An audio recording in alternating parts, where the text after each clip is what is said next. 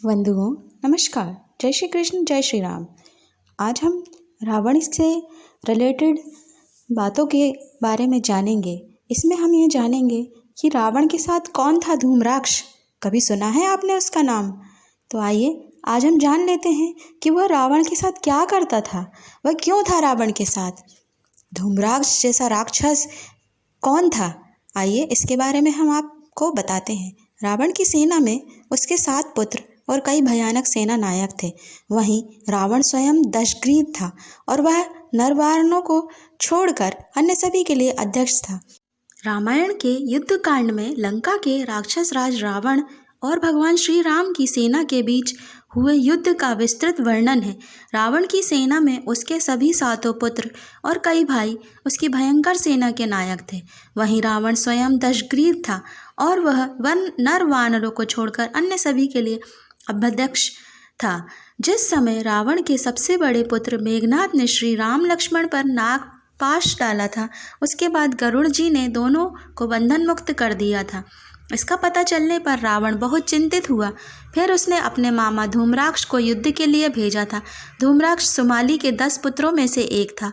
धूम्राक्ष ने अपनी राक्षसी सेना के साथ आकर विभिन्न प्रकार के हथियारों के साथ वानरों को गहरी चोट पहुंचाई।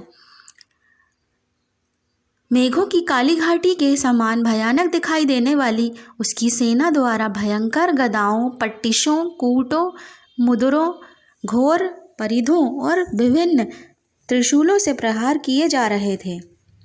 जहां धूम्राक्ष ने वानरों को पैने भालों से गादा था, उसके पैरों से भी न जाने कितने वानर घायल होकर धरती पर गिर गए। वानरों के पास गदाएं थीं और वे वृक्ष और शिलाओं से राक्षसी सेना का मुकाबला कर रहे थे। इस बीच धूम्राक्ष के कारण अपनी सेना को पीड़ित एवं व्यथित हुई देख हनुमान जी एक विशाल शिला लेकर धूम्राक्ष के सामने आए। शिला को अपनी ओर आते देखकर धूम्राक्ष हड़बड़ी में रथ से कूद पड़ा और गदा उठाकर खड़ा हो गया।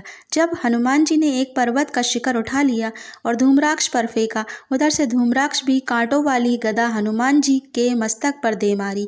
उसकी गदा को हनुमान जी झेल गए, लेकिन पर्वत शिखर की चोट खाकर धूम्राक्ष असहाय होकर धरती पर गिर पड़ा।